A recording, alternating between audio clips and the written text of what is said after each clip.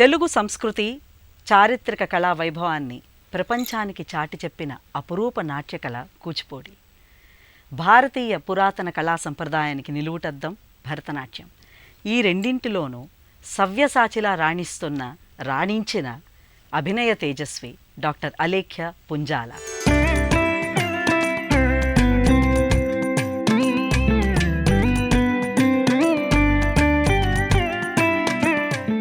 పొట్టి శ్రీరాములు తెలుగు విశ్వవిద్యాలయం మాజీ రిజిస్ట్రార్గా, శాస్త్రీయ నాట్యాచార్యులుగా భారతదేశంలో ఉన్న అనేక నృత్యరీతుల వికాసానికి కృషి చేస్తున్న డాక్టర్ అలేఖ్య పుంజాల గారు ఈరోజు మన చెప్పాలని ఉంది కార్యక్రమానికి అతిథిగా విచ్చేశారు. నమస్కారం అలేఖ్య గారు. మీ ప్రస్థానం కూచిపూడి భరతనాట్య నృత్య శైలిలో ఎలా మొదలైంది? ఏ గురువు దగ్గర మొదలైంది? తారాపురవాలా మాంటెసరీ స్కూల్లో మాకు సంగీతము, నృత్యం అవన్నీ కూడా పార్ట్ ఆఫ్ ద కరికులం. మేము అన్నీ నేర్చుకునేవాళ్ళం. Academy part of the thing. ఇప్పుడు ఇప్పట్లాగా ఉట్టి క్లాస్ రూమ్ టీచింగ్, ఉట్టి పుస్తకాలనే కాదు, అన్నీ ఉండేవి. అప్పుడు డాన్స్ క్లాస్ అవుతూ ఉండగా నేను తెలియకుండానే క్లాస్ రూమ్ వైపు ఎవ్రీడే వెళ్ళిపోవడం జరిగేది. అక్కడ చూడటం, మా సీనియర్స్ వాళ్ళు డాన్స్ చేయటం చూడటం, తర్వాత ఇంటికి వచ్చిన తర్వాత మళ్ళీ మా అమ్మ దగ్గర మారం చేయటం, నేను నేర్చుకుంటానని చెప్పి. I was hardly probably about 3 years at that point of time. 3.5. ఎందుకంటే 2.5 నుండే మాకు మాంటెసరీ స్కూల్లో చేర్పించడం జరిగిందనమాట. అక్కడికి వెళ్ళినప్పుడు మా మాస్టర్ గారు స్వర్గీయ దయాల్ శరణ్ గారు, వారు అక్కడ మాకు నాట్యాన్ని బోధించేవారనమాట. చాలా కోపిష్టి ఆయన, అంటే ఒక సీరియస్ మెంటాలిటీ ఉన్న వ్యక్తి అనమాట.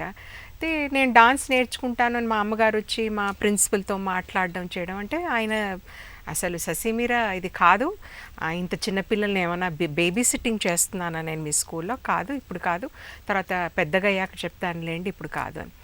కానీ ఆ ఏడవటం, ఆ మారం చేయటం కంటిన్యూ అయ్యేటప్పటికి మా మదర్, అంటే అప్పటి నుంచి కూడా డాన్సే నేర్చుకోవాలనుకున్నారా మీరు? తెలిసి తెలియని ఆ అట్రాక్షన్ ఏంటో చెయ్యాలని, వాళ్ళు పెద్దవాళ్ళు చేస్తుంటే వాళ్ళకంటే నేను బాగా చేస్తానని ఒక ధీమా, ఒక కాన్ఫిడెన్స్, అది ఏంటో నాకు ఇప్పటికి కూడా నాకు అర్థం కాదు. But I use to have that, అంటే ఇంకా అదే ప్యాషన్, ఇంకా అదే లోకం అనమాట. క్లాస్ తబ్లా వినిపించింది అంటే అక్కడ ఏం చేస్తున్నా కానీ వదిలేసి వచ్చేయటమే నాకు తెలిసింది. కానీ అది భరతనాట్యం కూచిపూడి కూడా కాదు, అన్ని ఆయన ఒడిస్సీలో, ఎందుకంటే వారు ప్రపంచ ప్రఖ్యాత కేలు చరణ్ మహాపాత్ర గారి గురువులు వీరు. కథక్, అలాగే ఉదయ్ శంకర్ గారి ట్రూప్లో పనిచేశారు ఆయన. సో కథక్ కూడా అంత గొప్పగా చేసేవారనమాట. సో ఈ స్టైల్స్ అన్నీ కూడా మాకు నేర్పించడం జరిగింది. దాంతోపాటు స్కూల్లో ఇప్పుడు మనకి ప్రోగ్రామ్స్ ఉంటాయి కదా, కల్చరల్ ప్రోగ్రామ్స్, దానికి అన్ని ఫోక్ డాన్సెస్ అనమాట గ్రూప్లో. సో గ్రూప్లో కొంతకాలం అయిన తర్వాత I was leading the troupe. So I use to be like, మా గురువు గారికి ఒక రైట్ హ్యాండ్ అంటారు చూడండి, ఆయన నేర్పించి వెళ్ళిపోయిన తర్వాత వీళ్ళందరికీ మళ్ళీ ప్రాక్టీస్ ఇవ్వడం, ప్రోగ్రామ్ ఉందంటే మళ్ళీ ప్రాక్టీస్ చేయటం. వారి దగ్గర ఎన్నాళ్ళు నేర్చుకున్నారు? హై స్కూల్ మా ఉమా మేడం దగ్గర చేరేంత వరకు కూడా, till he was alive I was there. తర్వాత I became a member of Bal Bhavan. Bal భవన్లో మాకు ఎవ్రీ ఇయర్ సమ్మర్ అంతా బాల్ భవన్లో మేము గడిపాం. అసలు నాకు అది మా సెకండ్ హోమ్. ఉమా రామారావు గారి దగ్గర ఎప్పుడు మీరు జాయిన్ అయ్యారు? నేను ఐ జాయిన్డ్ ఇన్ 1976. నేను హై స్కూల్లో ఉన్నప్పుడు సెయింట్ జార్జెస్ గ్రామర్ స్కూల్లో నేను నా స్కూలింగ్ ఆఫ్టర్ మాంటెసరీ, అక్కడే నేను 10th వరకు నేను చదువుకున్నాను. ఆ 9th క్లాస్లో, అంటే నేను మ్యూజిక్ కాలేజ్కి వెళ్తే అక్కడ దంతాలే గారు ఇంకా చాలా చిన్నది, మీరు ఇంకో 4 సంవత్సరాల తర్వాత తీసుకురండి అని మా నాన్నగారు చెప్పి పంపించేశారు. ఇది నరసింహరావు గారు మీ నాన్నగారు, బాగా కదా మీరు అమ్మగారికి ఎక్కువ. మా నాన్నగారికి ఏంటంటే కొంచెం he was very culturally inclined. Exhibition society చాలా సీనియర్ ఫౌండర్ మెంబర్గా ఉండి అక్కడ అన్ని యాక్టివిటీస్ అంతా క్లబ్లో కండక్ట్ చేసేవారు. ప్రోగ్రామ్స్, అటు ఉర్దూ ప్రోగ్రామ్స్, గజల్స్ కానివ్వండి, ముషాయరాస్, ఇక్కడ క్లాసికల్ డాన్సెస్, ఫోక్ డాన్స్, ఇవన్నీ కూడా 1 month పాటు ఎగ్జిబిషన్ నుమాయిష్ జరిగినన్ని రోజులు ఎవ్రీడే ఒక ప్రోగ్రామ్ ఉండేదన్నమాట. సో అలాగా ఆయనకి కొంచెం అనుబంధం కలిగింది. కలిగింది మా అమ్మకి వెనకాల. చాలా. She was very much interested. Probably ఆవిడ చిన్నతనంలో ఆవిడ నేర్చుకోలేకపోయింది, బట్ వెన్ షీ సా నాకు ఆ ఇంట్రెస్ట్ ఉంది అని ఆవిడ గమనించిన తర్వాత షీ స్టార్టెడ్ ఎంకరేజింగ్. మీరు ఉమారామారావు గారి దగ్గర మొదలు పెట్టిన తర్వాత అప్పటికి she was at the top. మా గురువు గారు సుమతి కౌశల్ గారు, వారి అక్క ఉమారామారావు గారు, వీళ్ళిద్దరూ top Hyderabad. So change of style ఎలాగ మీరు రిసీవ్ చేసుకున్నారు ఆవిడ దగ్గరికి వెళ్ళినప్పుడు? నాకు చేంజ్ ఆఫ్ స్టైల్ ఏం అనిపించలేదు, ఎందుకంటే మా మాస్టర్ గారి దగ్గర నేను ఒడిస్సీ కథక్ నేర్చుకున్నాను. అంటే నేను ఉమా రామారావు గారిని ఆంటీ అని పిలుస్తాను చిన్నప్పటి నుంచి, సో అలాగే సంబోధిస్తాను ఆవిడ్ని. ఆంటీ దగ్గరకు వచ్చిన తర్వాత నాకేం పెద్ద ఇది అనిపించలేదు, కానీ కొందరు గురువులు ఇంటికి వచ్చి కొంతకాలం నాకు నేర్పించారు. నాకేం పెద్దగా అంత డిఫరెన్స్ అనిపించలేదు. అరంగేట్రం ఎప్పుడు చేశారు? 77 13th May ఉమారామారావు గారి ఆధ్వర్యంలోనేనా? ఆవిడ ఆధ్వర్యంలో ఎక్కడ? రవీంద్ర భారతి. ఓకే, దాని గురించి ఏమైనా చెప్తారా? How was the first performance? ఇటు సంతోషం ఒకవైపు, ఒకవైపు సాడ్నెస్ ఆల్సో. ఎందుకంటే బాధ, ఎందుకంటే మా నాన్నగారు 1976లో పోయారు. వారు ఆ రోజు అంటే దసరా రోజు సాధారణంగా అందరికీ విషెస్ చెప్తారు కదా, మా గురువుగారికి కూడా ఫోన్ చేసి చెప్పారు, మాట్లాడారు. విషెస్ చెప్పిన తర్వాత మా అమ్మాయి ఎలా నేర్చుకుంటుందని అడిగారు. ఆవిడ లేదు బాగా నేర్చుకుంటుంది అమ్మాయి అని అంటే, మీరు టైం వేస్ట్ చేసుకోవద్దు, బాగా నేర్చుకోకపోతే మానేసేయండి, మీ టైం వేస్ట్ చేసుకోవద్దు, మీరు నిర్మోహమాటంగా నాకు చెప్పేయొచ్చమ్మా, మీరు అలా ఫీల్ అవ్వద్దు అంటే. అయ్యో అదేంటండి బాగా నేర్చుకుంటుంది అని అంటే, మరి నేను ఫస్ట్ ప్రోగ్రామ్ నేను ప్లాన్ చేయనా, మరి అరంగేట్రంకి రెడీ అవుతుందా అది ఇది అని అడిగారు. అంటే తప్పకుండా మీరు చేయండి, చాలా త్వరగా నేర్చుకుంటోంది, షీఈ్ అంటే వెరీ ప్యాషనెట్ అబౌట్ ఇట్, మీరు you go ahead with your arrangements, నేను ట్రైనింగ్ వైజ్ నేను అమ్మాయిని నేను దగ్గరుండి నేను చూసుకుంటాను, I will prepare her for the thing అన్నారు. But unfortunately next day early hours he had a massive attack and he died. అంటే అరంగేట్రం టైం అప్పుడు లేరు వారు? లేరు. చాలా గ్రాండ్గా అందరినీ పిలవాలి, ఎందుకంటే పూర్వం మా నాన్నగారు కొంచెం పొలిటికలీ ఇంక్లైన్డ్, పెద్దవాళ్ళందరితో అటు చెన్నారెడ్డి అంకుల్ వీళ్ళందరూ కూడా కంటెంపరీస్ అనమాట. తర్వాత చాలా కాంటాక్ట్స్ ఉండేవి, సో వాళ్ళందరినీ పిలిచి ప్రజెంట్ చేయాలి అని ఒక ఇది ఉండింది ఆయనకి. తర్వాత సడన్లీ ఒక తండ్రి ఫిగర్ లేనప్పుడు సడన్గా ద హోల్ వరల్డ్ కొలాప్సెస్. లేదు ప్రజెంట్ చేయాలి అంటే అప్పుడు మాకు మా నాన్నగారికి మా అందరికీ కూడా చాలా కావాల్సిన వాళ్ళు ఎగ్జిబిషన్ సొసైటీ వాళ్ళు, తర్వాత అప్పుడు ఇండియన్ నేషనల్ థియేటర్ కమలాకర్ గారు, మదన్ మోహన్ అంకుల్ వీళ్ళందరూ కూడా ఉండి, అదేంటి మా అమ్మాయి మేము ప్రజెంట్ చేస్తాము తనని, we will arrange for her first program అని. Indian National Theatre silver jubilee celebration సందర్భంగా ఫస్ట్ డే ఇనాగ్రల్ డే నా అరంగేట్రం అరేంజ్ చేశారు. అప్పటి గవర్నర్ శారదా ముఖర్జీ గారు, she was the chief guest and she sat through the program. పూర్తి ప్రోగ్రామ్ చూసి ఆవిడ బ్లెస్సింగ్స్ అందించి వెళ్ళారు. సో అటు నాన్నగారు లేరన్న బాధ, కానీ ఇటు సంతోషం, నా వాళ్ళు అందరు కూడా అలా ఒక చెయ్యి వేస్తే నేను I was able to give my first performance. నా పర్ఫార్మెన్స్ నేను మర్చిపోలేను. చినసత్యం గారి కూచిపూడిలో ఉన్న నృత్య శైలికి ఉమారామారావు గారి నృత్య శైలికి చాలా వ్యత్యాసం ఉంటుంది. మీకు ఈ రెండు శైలుల్లో చూస్తే ఏది బెటర్ అనిపిస్తుంది? రెండు చిన్న డిఫరెన్సెస్ అందులో ఏం లేదు, అది కూచిపూడి ఇది కూచిపూడి. కానీ ఇక్కడ ఏంటంటే మా ఉమాగా ఆంటీ నేర్చుకున్న స్కూల్, మాకు నేర్పించిన స్కూల్ ఏంటంటే it is the old school of thought. అంటే వాటిలో ఇంకేం మార్పులు చేర్పులు చేయకుండా ఒక రస్టిక్ ఎలిమెంట్ ఉన్నటువంటి ఒక స్టైల్, సంప్రదాయం అది. మాస్టర్ గారు చెన్నై వెళ్ళిన తర్వాత ఆయన క్రియేటివ్ మైండ్ని ఉపయోగించి చాలా వరకు ఫైన్ ట్యూనింగ్ చేయడం జరిగింది. సో రెండు కళ్ళు ఎలాగైతే అందంగా ఉంటాయో, అది రెండు స్టైల్స్ కూడా దే ఆర్ ఈక్వల్లీ బ్యూటిఫుల్. ఎక్కువ అందం ఏదనిపిస్తుంది? నేను నేర్చుకున్నాను కాబట్టి ఇదే అందంగా అనిపిస్తుంది, ఎందుకంటే I feel there is element, ఒక రస్టిక్ ఎలిమెంట్, నేటివిటీ అంటారు చూడండి, కరెక్ట్, ఆ నేటివిటీ కనిపిస్తుంది. మీరు దేశ విదేశాలు తిరిగారు, కూచిపూడి అక్కడ ప్రజెంట్ చేస్తుండగా, కూచిపూడి డాన్స్ చేస్తుండగా మంచి అనుభవం, చేదు అనుభవాలు ఏమైనా ఉన్నాయా? అన్నీ మంచి అనుభవాలే, చేదు అని నేను అనను. స్టేట్స్ వెళ్ళినా, అటు మారిషస్, సింగపూర్, ఇటువైపు ఎక్కడ వెళ్ళినా కానీ మన ఆర్ట్ ఫామ్ గురించి తెలుసు కాబట్టి ఒక అప్రిసియేషన్, అది మనం we take it for granted. కానీ ఎప్పుడైతే ఐసీసీఆర్ ద్వారా నేను గల్ఫ్ కంట్రీస్కి ఫస్ట్ టైం, అంటే నేను ఐసీసీఆర్ ప్రోగ్రాంలో ఢిల్లీలో పర్ఫార్మెన్స్కి పిలిచారు. అక్కడికి వెళ్ళి చేస్తున్నప్పుడు మా మావయ్య గారు కూడా ఉన్నారు. అప్పుడు వెంకట్రామన్ గారు కూడా అప్పుడు vice president, and he's the chairman of ICCR. So ఆయన వచ్చి చూసిన తర్వాత అప్పుడు మా మావయ్య గారిని అన్నారు, అదేంటి మీరు నాకు you have a daughter in law who dances so well అని చెప్పలేదు. నెక్స్ట్ ఇమీడియట్లీ టూర్ జనవరిలో వచ్చింది. సో అప్పటికే ఐ లాస్ట్ మై మదర్ 86లో, December 86, and 87 Jan this tour had come, and he said, you know, you have to go.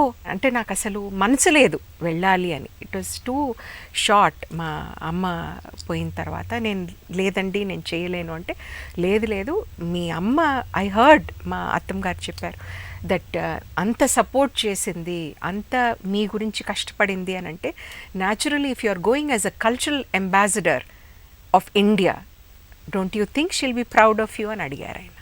అని అంటే immediately agree అయ్యి నేను 87 I went to Gulf countries. అక్కడ చాలా ఉత్సాహంతో వెళ్ళాను. అక్కడ వెళ్తే ఫస్ట్ ప్రోగ్రామే, మీరు నటరాజ స్వామి విగ్రహం పెట్టకూడదు, మీరు దేవుడు అనొద్దు, ఇది అనొద్దు అని చెప్పేశారనమాట. ఇంకా అసలు మైండ్ అంతా బ్లాంక్ అయిపోయింది. అసలు దేవుడు అమ్మవారు ఏం లేనిది, అసలు ప్రోగ్రామ్ ఏంటి, అసలు కూచిపూడి ఏం చేస్తాను నేను, అసలు ఏమి ప్రజెంట్ చేయడానికి అని అంటే, అప్పుడు ఉమాంటి నేను కూర్చొని ఏం చేద్దామంటే, ఇప్పుడు మళ్ళీ నటరాజ స్వామిని మేకప్ రూమ్లో పెట్టుకొని అక్కడే దీపారాధన చేసుకొని దండం పెట్టుకొని, ఏం లేదు మనం గాడెస్ అనకూడదు, hero in the epic Ramayana, from Mahabharata, from the old Indian epics or you know treatises అని చెప్పి అలా ఒక హిస్టారికల్ దీన్ని కమెంట్రీలో తీసుకొచ్చి దాన్ని ప్రజెంట్ చేసింది అదే చేసింది. కానీ ఎంత వాళ్ళకి నచ్చిందంటే అభినయం స్వాతి, అసలు నేను ఎక్స్పెక్ట్ చేయలేదు వాళ్ళంత మైన్యూట్ సటిల్ న్యూయాన్సెస్ వాళ్ళు అప్రిషియేట్ చేస్తారని నేను ఎప్పుడు అనుకోలేదు. ఎందుకంటే భయంగా ఫస్ట్ పుష్పాంజలి అయితే అంత భయంగా వెళ్ళాను. ఎందుకంటే ఆడియన్స్లోకి వెళ్ళిన తర్వాత అన్ని బుర్ఖాలు, తర్వాత లాంగ్ వాళ్ళు వైట్ రోబ్స్ వేసుకుంటారు కదా, అవే కనిపిస్తున్నాయి. వీళ్ళకి ఇండియన్ డాన్స్, క్లాసికల్ డాన్స్ వీళ్ళకి ఏం అర్థం అవుతుంది, నన్ను అనవసరంగా వీళ్ళు పంపించారు అనుకొని, ఇది అన్యాయం, నన్ను ఇలా పంపించేశారు అని అనుకుంటూ ఫస్ట్ పుష్పాంజలి మొదలుపెట్టాను. కానీ ప్రోగ్రామ్ అయ్యే లోపుగా ఎంత అప్లాజ్ అంటే, చిన్న మైన్యూట్ ఎక్స్ప్రెషన్స్ ఆల్సో. అప్పటికే ఐ డెంట్ హ్యావ్ మై పెద్ద బాబుని నేను కనలేదు, బట్ మ్యారేజ్ అప్పటికి అయిపోయిందా? అయిపోయింది. మీరు చాలా యంగ్ ఏజ్ లో మ్యారేజ్ చేసుకున్నా అంటే మీ కెరియర్ స్టార్ట్ అవ్వడం, మ్యారేజ్ అవ్వడం ఇంచుమించు ఒకేసారి అయి ఉంటుంది. Few years difference. మరి ఫ్యామిలీ నుంచి ఎట్లాంటి సపోర్ట్ వచ్చింది? అత్తగారు, మామగారు, మీ father in law was one of the great leaders in Congress party, ఆయన శివశంకర్ గారు. So always Maya garu used to be wary that we should not use his name or anything like that. So వారు ఢిల్లీలో ఉండేవారు, మేము ఇక్కడ హైదరాబాద్లో ఉండేవాళ్ళం. కానీ మీ డాన్స్కి ఎప్పుడు అడ్డు చెప్పలేదా అత్తగారు కానీ, భర్త కానీ, వినయ్ గారు కానీ? ఎందుకంటే మా వారు మా అమ్మకు మాట ఇచ్చారు. ఎందుకంటే మా అమ్మ చాలా ప్లెయిన్గా చెప్పింది, డాన్స్ తన ప్రాణం, నువ్వు అది వద్దు అంటే మాత్రం she will not. So if you are agreeable to that then love marriage. అటువైపు నుండి ఇటువైపు but later on for me also. First he loved you, then you are made to love him. yes he came and expressed, మా అమ్మకే చెప్పారు ఆయన that I would like to marry Alekhya. నేను విన్నాను మీరు మీ అత్తగారు అసలు మీ డ్రెస్సింగ్ లో, మేకప్ లో కూడా ఆవిడ అసిస్ట్ చేసేవారు. ఢిల్లీలో ప్రోగ్రామ్ అయితే మాత్రం అత్తమ్మ గారు ఉండేవారు అనమాట. బట్ రోల్ మోడల్ ఆవిడ కదా. వెరీ అంటే అసలు ఆవిడ చూసి చాలా నేర్చుకోవాలి. నేను ట్రై చేస్తున్నాను, కొన్నైనా నాకు అబ్బాలి అని ప్రయత్నిస్తున్నాను అనమాట. పిల్లలు పుట్టిన తర్వాత, ఇద్దరు మగ పిల్లలు మీకు, ఎనీ వేరియేషన్, ఇబ్బందులు పడ్డారా? ఇద్దరు పిల్లలు కూడా చాలా వరకు ఒక స్కూల్ 3rd, 4th క్లాసెస్ వరకు పర్వాలేదు అనుకోండి. సో వాళ్ళని తీసుకొని ఐ యూస్ టు ట్రావెల్. ఎప్పుడన్నా నాతో పాటు నా ఒక ఆడ మనిషి వచ్చేది, లేదంటే నేనే తీసుకొని స్టేట్స్ అంతా కూడా 3 months టూర్ అయినా కానీ నేను ఒక్కదాన్నే మా పెద్ద బాబుని తీసుకొని 88లో 3 months all the major cities of US I travelled with him. బాబుని నేను మేకప్ చేసుకునే ముందు బాబుకి తినిపించి రెడీ చేసి కూర్చోబెట్టి మళ్ళీ నేను మేకప్ చేసుకొని మళ్ళీ ఎత్తుకొని ప్రోగ్రామ్కి వెళ్ళిన తర్వాత ఆడియన్స్లో ఎవరన్నా ఉంటే వాళ్ళ దగ్గర కూర్చోబెట్టి ఐ వుడ్ అంటే ఈ యాక్టివిటీ కొంచెం ఈ బాధ్యత డెఫినెట్లీ చాలా పెద్ద బాధ్యత, పిల్లల్ని పైకి తీసుకురావడం, వాళ్ళని సరిగ్గా చూసుకోవడం. అది ఎప్పుడు పెర్ఫార్మెన్స్ మీద మీకు ఎఫెక్ట్ చూపెట్టలేదా, స్టేజ్ మీద మీరు ప్రదర్శన మీద? నాకు సిజేరియన్ 2 డెలివరీస్ కూడా సిజేరియన్. సో సిజేరియన్ అయిన తర్వాత ఉంటుంది కదా 3 months you should not do, practice లేదు, తర్వాత ఎక్సర్సైజ్ చేయడానికి ఉండదు, ఏం ఉండదు, కొంచెం జాగ్రత్తలు ఏవో చెప్తారు. సో 6 monthsకి నాకు ఆరోవిల్లో ప్రోగ్రామ్ వచ్చింది పాండిచ్చేరి. సో చాలా అంటే అప్పటికే I'm not back to my normal self naturally caesarean తర్వాత. ఓ 3 months తర్వాత మెల్లిగా ప్రాక్టీస్ చేయటం, 6th monthకి ఐ హ్యాడ్ ద ప్రోగ్రామ్. అక్కడికి వెళ్ళిన తర్వాత అసలు ఫస్ట్ సెల్ఫ్ డౌట్ అండి నాకు, నేను చేయగలుగుతానా ఇన్ని నెలలు, అంటే 9 months of pregnancy, 3 months after delivery, will I be able to dance, will I, అంటే నాకు ఆ స్టామినా ఉంటుందా, నా బాడీ నాకు సహకరిస్తుందా లేదా, అది పెద్ద డౌట్. తర్వాత I head put on gain lot of weight. So you here some comments కదా, ఇంకేంటి డాన్స్ అయిపోయింది, ఇంకేంటి ఇంత లావ్ అయిపోయింది, ఇంకేం డాన్స్ చేస్తుంది, అయిపోయింది తన కెరియర్ ఈజ్ ఓవర్ అని రకరకాలుగా మీకు. సో చాలా వరకు దెర్ ఇస్ ఒక ఇన్హిబిషన్, ఒక హెజిటేషన్, తర్వాత ఒక భయం పక్క నుండి, నువ్వు చేయగలుగుతావు, అదేంటి you get back, you do this అన్నది వేరు. ఈ నెగటివ్ కమెంట్స్ ఏవైతే వస్తుంటాయి దాన్ని తట్టుకొని నేను చేయగలుగుతాను, let me test my self. ఆ రోజు చేస్తే అక్కడంతా పాండిచ్చేరి మీకు తెలిసిందే, అందరు చాలామంది ఫారినర్స్, వాళ్ళు అక్కడే ఉండి they come for their courses and everything. So ఆడిటోరియంలో పర్ఫామ్ చేస్తుంటే మా చిన్న బాబు హీజ్ ఇన్ ది, మా అత్తమ్మ గారు కూడా వచ్చారు, he was in the sleeping in the makeup room and I was dancing on the stage. అంటే నేను స్టేజ్ మీద పర్ఫామ్ చేస్తున్నప్పుడు నాకు తెలియని ఆనందం స్వాతి, నేను చెప్పలేను ఆనందాన్ని, ఇప్పటికి కూడా నేను వర్ణించలేను. నేను ఐ వాజ్ సో, అంటే నేను చేయగలుగుతాను, నా బాడీ నాకు సహకరిస్తుంది, నేను ఇంకో 3 గంటలైనా కానీ నేను డాన్స్ చేయగలుగుతాను. ఆ రోజు నాకు వచ్చిన ఒక కాన్ఫిడెన్స్ కానీ, తర్వాత ఆడియన్స్ నుంచి వాళ్ళు వచ్చి ప్రోగ్రామ్ అయిన తర్వాత ఏంటి వాళ్ళు చాలా, మీరు ఏంటో ఒక సంతోషం కనిపించింది మీ పర్ఫార్మెన్స్లో, యు ఆర్ వెరీ హ్యాపీ, ఏ ఐటమ్ చేస్తున్నా ఆ కళ్ళల్లో enjoying the performance. And at times I was crying on the stage. I mean అంటే టు నో యువర్ సెల్ఫ్. అందరినీ నేను మేకప్ రూమ్లోకి తీసుకెళ్ళి, ఐ జస్ట్ హ్యాడ్ మా బాబు, this is my son, I delivered 3 months ago. And I didn't know whether I can dance. Today I know I can dance. I can get back to the stage. నేను మీ పెర్ఫార్మెన్సెస్లో ఒకటి బాలాంతరపు రజనీకాంతరావు గారు రాసిన మాహేశ్వరి మహాకాళి, ఒకటి మీరు ఏమొకో చిగురుటధమున అన్నమయ్య చేసిన ఏ శృంగార కీర్తనైనా అలేఖ్య అంటే అభినయం అన్న ఫీలింగ్ అందరికీ కలుగుతుంది. అయితే నాకు విశేషం ఏంటంటే రజనీకాంతరావు గారు రాసిన మాహేశ్వరి మహాకాళి రౌద్రం, బీభత్సం, భయానకం, 3 రసాలు ఉన్నాయి. ఆ పర్ఫార్మెన్స్ బహుశా ఒక మినిమం 30-40 సార్లు చూసుంటాను నేను. బట్ స్టిల్ చేసిన ప్రతిసారి కొత్తదనం కనిపిస్తుంది. ఎప్పుడు కూడా ఒక scope to improvise on the stage. It may be because of the ambiance, it can be because అంటే ఆడియన్స్ కూడా అంత రిసెప్టివ్ ఉన్నారు. సో అప్పుడు కథ చెయ్యాలా చెయ్యొద్దా, మహిషాసుర మర్దిని చెయ్యాలా లేదా శుంభల వధ చెయ్యాలా, ఆ టైంలో we would take a call. Extempore అంటే టైం లేదు, వీళ్ళకంత ఆడియన్స్ ఇస్ నాట్ రిసెప్టివ్ అనుకుంటే ఏం చెయ్యాలి, we use to edit then and there or expand or అంటే అభినయం ఇంకా ఎక్కువ చూసేటట్టున్నారు, ఎంజాయ్ చేస్తారు అంటే దాన్ని ఎలాబరేట్ చేయడం కూడా మేము నేర్చుకున్నాం. ఇది ఇలాగే అని ఎప్పుడూ చేయలేదు. సో అందుకని మీకు ఆ కొత్తదనం అన్నది ఎప్పుడు చూసినా కానీ అంటే అక్కడక్కడ ఇంప్రొవైజ్ చేసే లిబర్టీ మా గురువు గారు ఇచ్చారు. ఇప్పుడు కూచిపూడి నృత్య శైలిలో వెంపటి గారు కూచిపూడిని ఒక స్థాయికి ఇంటర్నేషనల్ లెవెల్కి తీసుకొచ్చారు. దాన్ని ఎవరం కాదనలేము. మీరు అన్నట్టుగా ఆ school of style, that thought or style, Umaramarao గారు, సుమతి కౌశల్ గారు అందరూ కూడా they give more freedom to the artist, డాన్సర్కి. వాళ్ళు అప్పటికప్పుడే పాట ఎక్స్టెండ్ చేయొచ్చు, మీరు అన్నట్టుగా మైనస్ చేయొచ్చు, దాన్ని యాడ్ చేయొచ్చు. చిన్న సత్యం గారి శైలిలో ఈ ఎక్స్టెంపోర్ యాక్షన్కి అంత అవకాశం ఉండదని చాలామంది అంటూ ఉంటారు. మీరు ఏకీభవిస్తారా?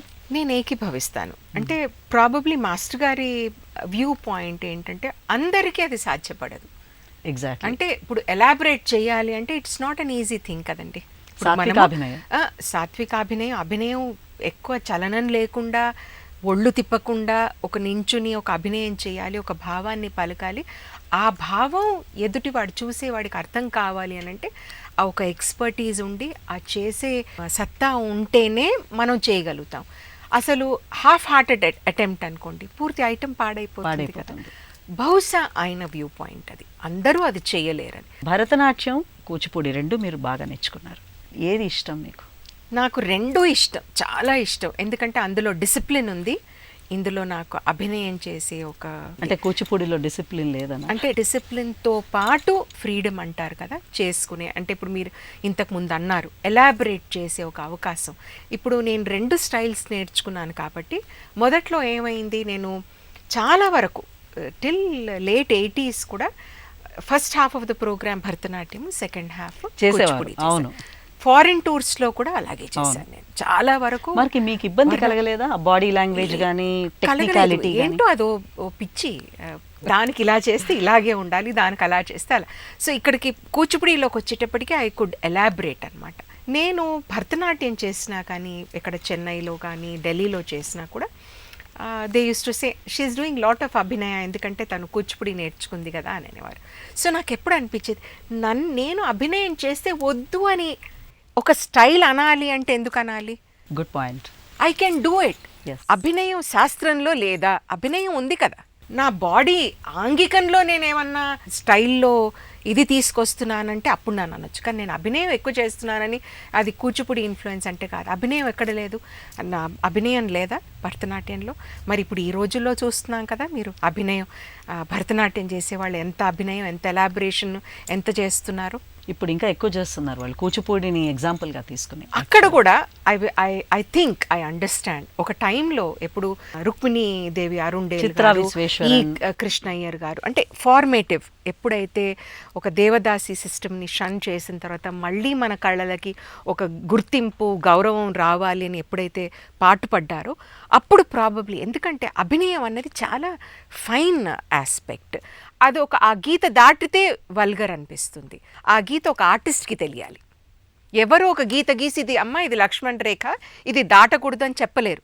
మనకి ఎంతవరకు వెళ్ళొచ్చు, ఇది దాటితే ఇది బాగా అంటే బాగా కనిపించకపోవచ్చు, వల్గర్గా ఉండొచ్చు అనేది మనం గ్రహించాలి. సో అది ఆ గ్రహింపు మనకు వచ్చేంత వరకు ఒక ఆలోచన విధానం పెరిగి మనం అండర్స్టాండ్ చేసుకొని ఆ లోతుల్లోకి వెళ్ళి ఆ ఫార్మ్ని ఏమంటారు కాంటెక్స్ట్, ఆ లిరిక్ని అర్థం చేసుకునేంత వరకు టైం పడుతుంది. అలేఖ్య అనగానే ఒక శశిరేఖ, ఒక ద్రౌపది, ఒక సత్యభామ, చాలా కావ్యనాయకులు కనిపిస్తారు. ఈ శశిరేఖ పరిణయం అనేది పాత కూచిపూడి యక్షగానం. దాన్ని రివైవ్ చేయాలన్న ఆలోచన మీకు ఎలా వచ్చింది? యూనివర్సిటీ పరంగా అటు సెంట్రల్ యూనివర్సిటీ ఇటు మా తెలుగు యూనివర్సిటీలో మా ఇక్కడ చాలా ఒక కాంప్రిహెన్సివ్ సిలబస్ ఉంది స్వాతి. మాకు ఒక సోలో సిస్టమ్, ఏకపాత్ర కేళికల్లో ఎలా ఫార్మాట్ ఎట్లా ఉండాలి అన్నది ప్రహ్లాద్ శర్మ గారు రైట్ ఫ్రమ్ అడవుల దగ్గర నుంచి ఒక ఫార్మాట్ సెట్ చేశారు. అదే ఫాలో అవుతున్నాం. తర్వాత ఇటు సంప్రదాయం కూచిపూడి అంటే ఏంటి అని తెలియడానికి మాకు భామాకలాపం, తర్వాత అందులో దరువులు, తర్వాత యక్షగానాలు అంటే అందులో దరువులు 4 రకాలు, ప్రవేశ దరువు ఎలా ఉంటుంది అవి కూడా వాళ్ళకి తెలియాలని చెప్పి పిల్లలకి చెప్పడం జరుగుతుంది. ఆ దీంట్లో మేము చాలా వరకు వర్క్షాప్స్ కండక్ట్ చేసుకోవడం జరిగింది. లేదు యూనివర్సిటీలోనే అటు ఇటు మేము చేసినప్పుడు వాళ్ళని ఇన్వైట్ చేసుకోవడం, వాళ్ళు చేసి ఇప్పుడు మేము ఇక్కడ ఏం చేసామంటే ఇక్కడ మేము ఉషాపరిణయం మా మాస్టర్ గారితో చెప్పించుకున్నాం, పివిజి కృష్ణ శర్మ గారితో. అక్కడ చేసినప్పుడు శశిరేఖ పరిణయం అలా వన్ ఆఫ్ ద యక్షగాన. అప్పుడు ఆ థాట్ వచ్చింది, అరే ఇన్ని సంవత్సరాలు 40 సంవత్సరాలు పైగా అయింది అసలు చెయ్యట్లేదు అని. అంటే ఎందుకు చేయకూడదు, వై నాట్ అంటే సచ్ అ బ్యూటిఫుల్ ఫార్మాట్. మిగతా కళాకారులు ఆ రోజు ప్రదర్శనలోని ప్రొఫెషనల్సే మీ అంత పేరున్న వాళ్ళే ఉన్నారు కదా, అందరూ ట్రెడిషనల్ ఫ్యామిలీ నుంచి వచ్చిన వాళ్ళు. ఇప్పుడు వెంకటాచలపతి, తర్వాత రాఘవ, వేదాంతం రాఘవ, మరి వాళ్ళతోటి చేసినప్పుడు మీరు ఇబ్బంది పడలేదా? ఒక యజ్ఞం లాగా చేసాం. మాస్టర్ గారు ఉన్నారు, పశుమర్తి రామలింగ శాస్త్రి కొరియోగ్రాఫ్ చేశారు, అందరూ పాడడానికి వచ్చారు. తర్వాత అలాంటి ఎక్స్పీరియన్సే 2 years లాస్ట్ ఐ మీన్ జనవరి యూనివర్సిటీలో ఒక 3 day సెమినార్ అది జరిపామన్నమాట. మా యూనివర్సిటీ డిపార్ట్మెంట్ ఆఫ్ డాన్స్ తరఫునను, తర్వాత యక్షగాన కేంద్ర అని చెప్పి. అప్పుడు last day full length Bhamakalapam చేశాను. సో కళాకృష్ణ గారు శ్రీకృష్ణుడు, తర్వాత రామలింగ శాస్త్రి గారు నట్టువాంగం, తర్వాత మన శేషబాబు గారు, తర్వాత శాస్త్రి గారి పాట, వీళ్ళందరూ అంటే ఫుల్ ఆర్కెస్ట్రాతో పాటు ఆ ఫుల్ లెంత్ చేయడం అన్నది కూడా నాకు మళ్ళీ ఆ పాత జ్ఞాపకాలు, మంచి ఎక్స్పీరియన్స్. అయితే మీరు బ్యాలేస్ నృత్య రూపకాలు చేసేటప్పుడు వైవిధ్యం ఉన్న థీమ్స్ తీసుకున్నారు.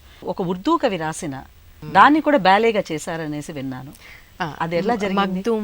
మగ్దూమ్ మొయ్యుద్దీన్ ఆయన పోయిటరీ రాత్ ఫూలోంకి, అంటే అదొక టైటిల్ తీసుకొని వారు రాసినటువంటి ఉర్దూ పోయట్రీని తీసుకొని చేసాం. అది అసలు అవకాశం నాకు, all the credit goes to the Qadir Ali Baig foundation. వాళ్ళ అబ్బాయి ఉన్నప్పుడు ఇది చెయ్యాలి అని అనుకుంటున్నాను, మీరు చేస్తే బాగుంటుంది, దీనికి బ్యాక్గ్రౌండ్ పోయట్రీ మాత్రమే, దానికి మీరు చేయాల్సింది లేదు, it is only music without any lyric. అప్పటి వరకు లిరిక్ లేకుండా డాన్స్ చేయడం అన్నది అంటే ఇన్ని సంవత్సరాల అలవాటు, ఒక లిరిక్, ఒక పాట, ఒక మృదంగం ఉంటే తప్పితే, తాళము నట్వాంగం ఇవన్నీ ఉంటే తప్పితే మనం డాన్స్ ఒక అలవాటు అయిపోయింది. అదేంటి ఇవన్నీ లేకుండా నేను డాన్స్ చేయడం ఏంటి, ఉర్దూ పోయట్రీ ఏంటి, దానికి నేనేం కొరియోగ్రఫీ చేస్తాను, ఎలా చేస్తాను. కానీ it was an amazing experience. అంటే అది నేను జీవితంలో నేను మర్చిపోలేను. అంటే ఇది కూడా మనం చేయొచ్చు, అంటే సాహిత్యం లేకుండా కూడా మనం, అంటే సాహిత్యం ఉంది, అక్కడ పోయిటరీ రెసిటేషన్ మాత్రమే, అక్కడ పాట కాదు, కవిత్వానికి తగ్గట్టుగా ఒక తాళము ఒక మ్యూజిక్ అదేం లేదు. అది చెప్పిన తర్వాత ఆ మూడ్ని రీక్రియేట్ చెయ్యాలి. అది ఎలా, ఆ మ్యూజిక్ వాళ్ళు సెలెక్ట్ చేసిన మ్యూజిక్ నాకు ఇచ్చారు, దానికి ఇట్స్ అంత కంప్లీట్గా గ్రూప్ కొరియోగ్రఫీ. మీరు ఈ ప్రోగ్రామ్స్లో పెద్ద రిహార్సల్ చేయరని విన్నాను, నిజమేనా?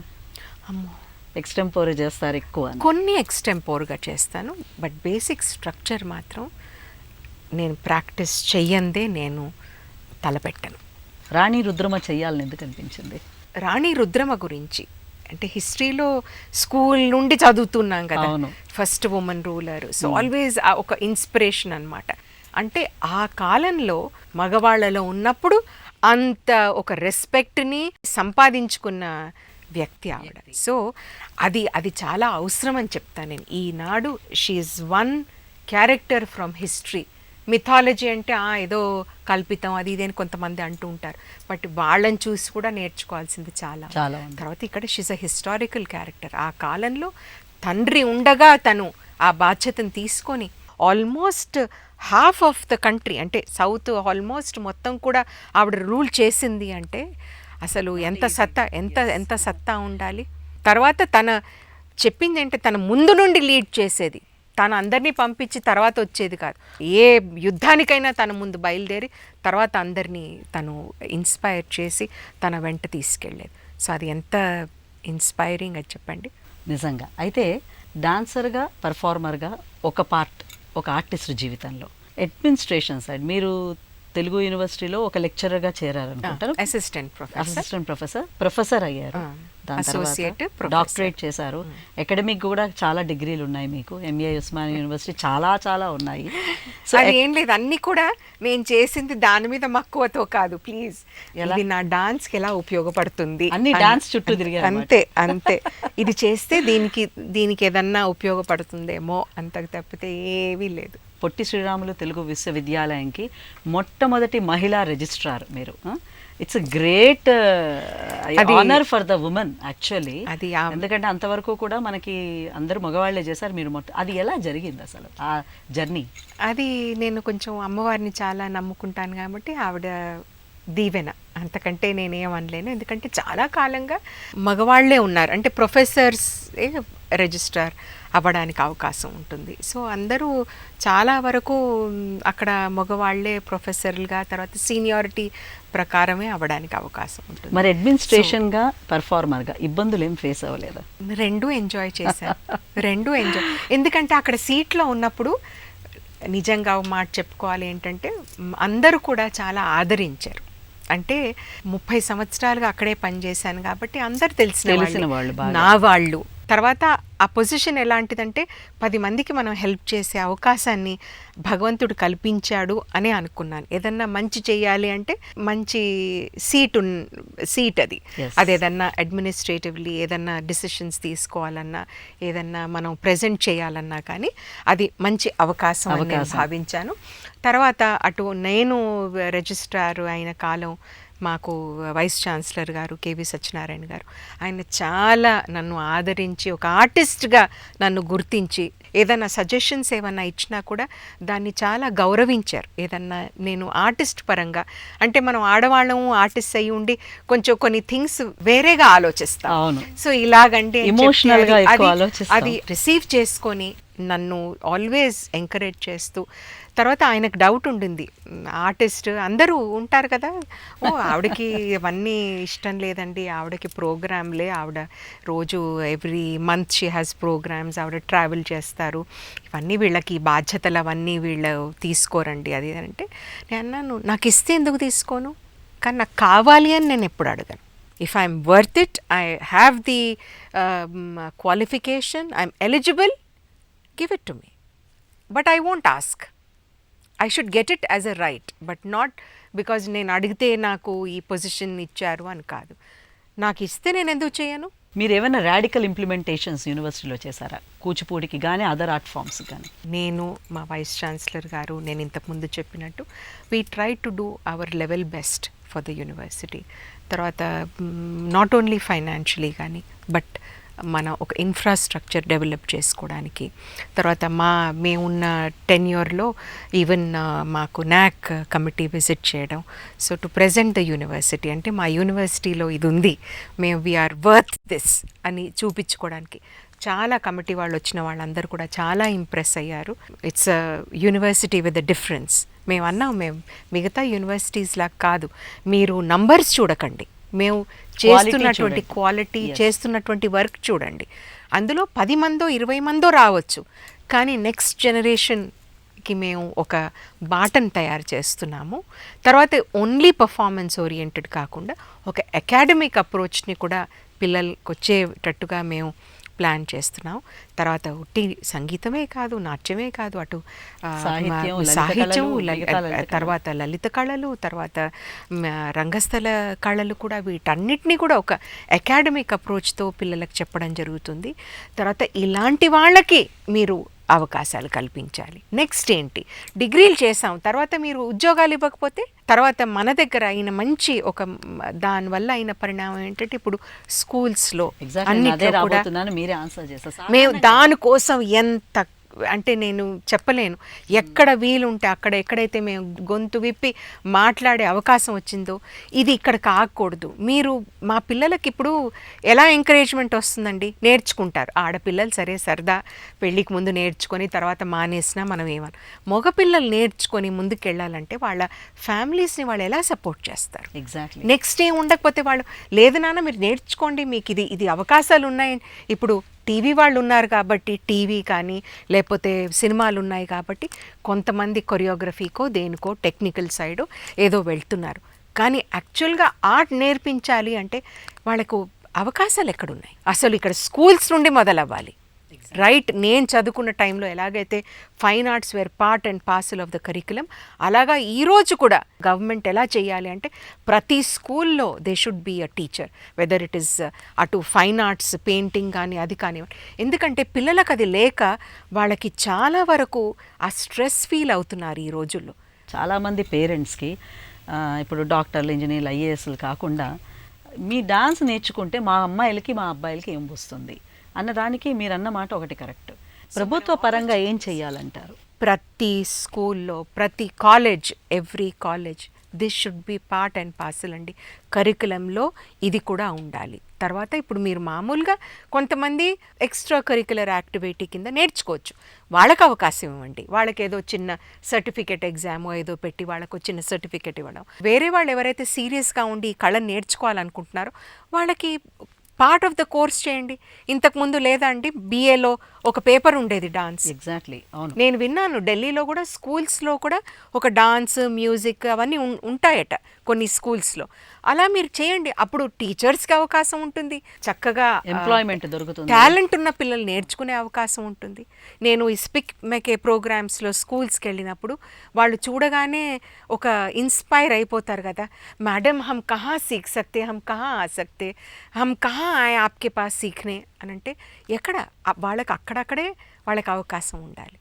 ఇలాంటి కళలు ఉన్నాయి, నేర్చుకోవాలి, ఇంత అందంగా ఉంటుంది, తద్వారా ఒక సంస్కారం వస్తుంది, మన దేశంలో ఉన్నటువంటి మంచి సాహిత్య సంపద గురించి తెలుస్తుంది, సంగీతం గురించి తెలుస్తుంది, నాట్యం గురించి తెలుస్తుంది అని.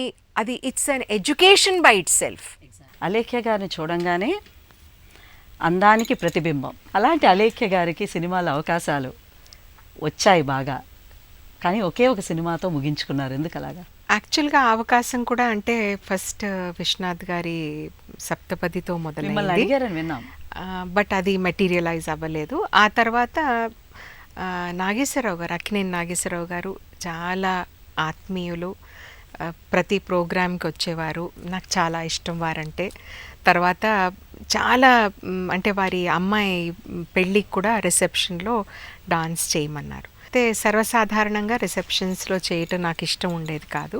సో ఆ మాట నేను అంటే ఈ హైదరాబాదీ భాషలో చోటీ మూ బడి బాత్ అంటారు కదా, లేదండి నేను రిసెప్షన్స్లో చెయ్యను అని అంటే కార్ పంపించి స్టూడియోకి పిలిపించుకున్నారు. అప్పుడు చూపించారనమాట, ఈ ఫ్లోర్లో మా అమ్మాయి పెళ్ళవుతుంది, నీ పర్ఫార్మెన్స్ అయిన తర్వాత అదే స్టేజ్ పైన సెట్ మార్చి మా అమ్మాయి పెళ్ళవుతుంది, భోజనాలు అవన్నీ కూడా వేరే ఫ్లోర్, అందుకని భోజనాలు అవన్నీ చేస్తూ నీ డాన్స్ ఎవరు చూడరు, అందుకని నువ్వు చేస్తే బాగుంటుంది అని చాలా ప్రేమగా వారు అడిగారు. నేను డాన్స్ చేయడం జరిగింది. అలాగే వారు చెప్పినట్టు నా 1 hour ప్రోగ్రామ్ అయిన తర్వాత వాళ్ళ అమ్మాయి పెళ్ళి అదే స్టేజ్ మీద చేశారు. ఆ తర్వాత ఇప్పుడు ఉమా ఆంటీకిను సుమతి ఆంటీకి చాలా క్లోజ్ కదా నాగేశ్వరరావు గారు.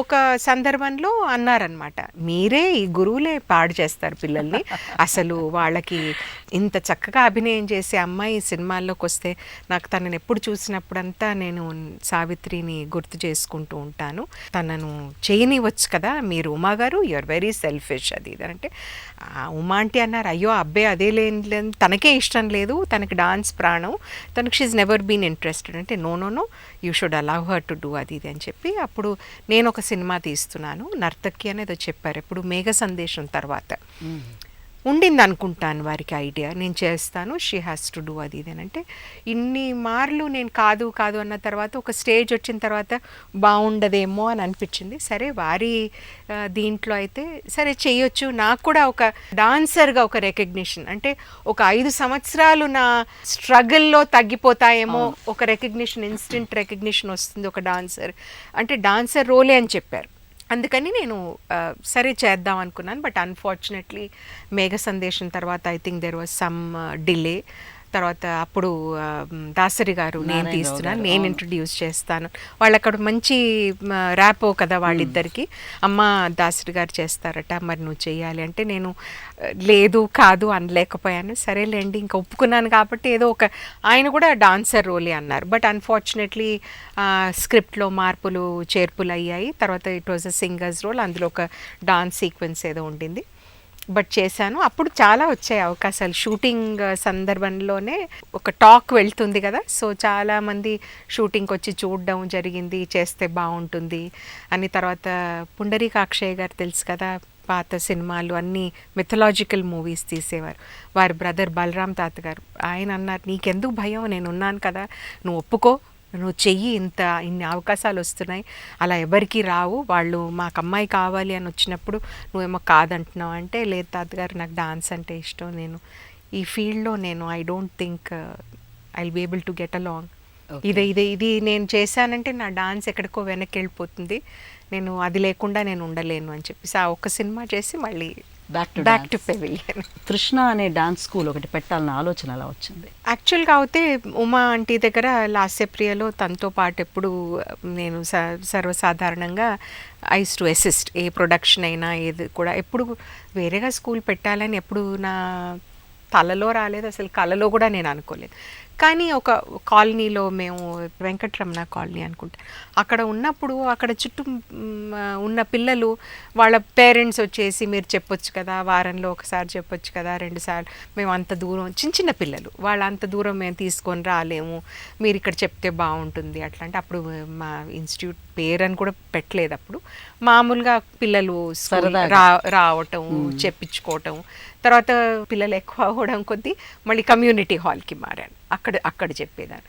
అలా అది ఎస్టాబ్లిష్ చేయడం జరిగింది. లేకపోతే ఎప్పుడు మా ఏంటి అమ్మ చాటున బిడ్డనే. రసాలన్నిటిలోకి ఏ రసం అలేఖ్యకి ఇష్టం, కొంచెం మా గురించి మా చెప్పాలంది కార్యక్రమాలు అభినయం చేస్తారా?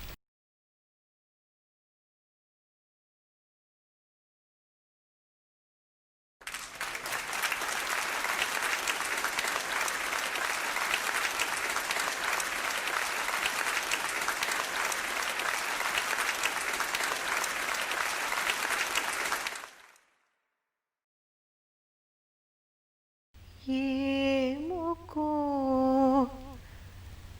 చిగురుట ధరమున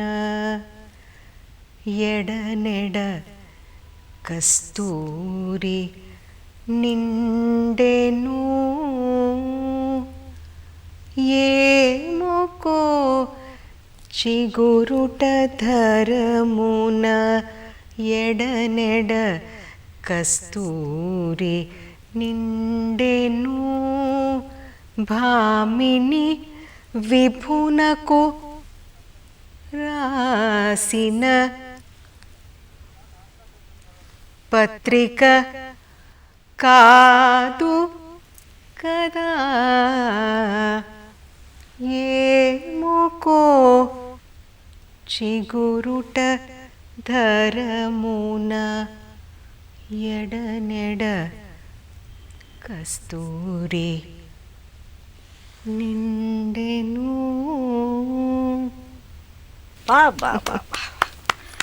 అసలు మీరు పాట ఎత్తుకునే ముందర చిన్న యాక్షన్ చూపెట్టే చెల్లిని పిలవడం, అదేను ఎంత క్రిస్టల్ క్లియర్గా ఎక్స్ప్రెషన్ ఉందంటే రాసేసేయచ్చు, మీరేం పాడతారు, ఏమి అభినయం చేస్తున్నానో రాయొచ్చు. అది ఇట్స్ ఎ గ్రేట్ ఫీలింగ్. అంటే ఐ డోంట్ నో, అంటే దానికి ఇది ప్రిల్యూడ్ అన్నది నా దృష్టిలో అది అర్థం కావడానికి అది నెసెసరీ అనుకుంటా. ఎగ్జాక్ట్లీ.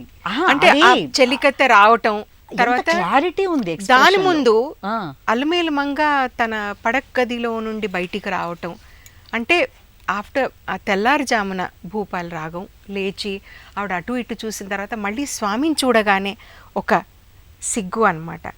అంటే ఆ సర్దుకోవటం, అంటే అందులోనే తెలిసిపోయింది మీకు. తర్వాత ఆ జుట్టుని ముడి వేసుకోవటం, తర్వాత మంగళసూత్రాలు వేసుకోవటం, తర్వాత ఒకవైపు స్వామిని చూడటం, సిగ్గుపట్టం, ముందుకెళ్ళి ఆ కిటికీలోంచి బయటికి చూడగానే అందరూ ఆల్రెడీ పనిలోకి వెళ్ళిపోతున్నారు. ఒకరు ముగ్గులు వేసేస్తున్నారు, ఒకరు చల్ల తీసుకొని వెళ్ళిపోతున్నారు. బాబోయ్, ఇంత సమయం అయిపోయిందా, ఇంతసేపు నేను పడుకోనున్నాను, ఏమనుకుంటారు? తలుపు తీసి బయటికి వెళ్ళటం, మళ్ళీ ఎవరన్నా చూస్తున్నారా, ఎవరు లేరు కదా అని అలా వెళ్తూ ఉంటే చెలికత్త రావటం, వచ్చేసి ఆహా ఎవరమ్మా ఈవిడే చూడు,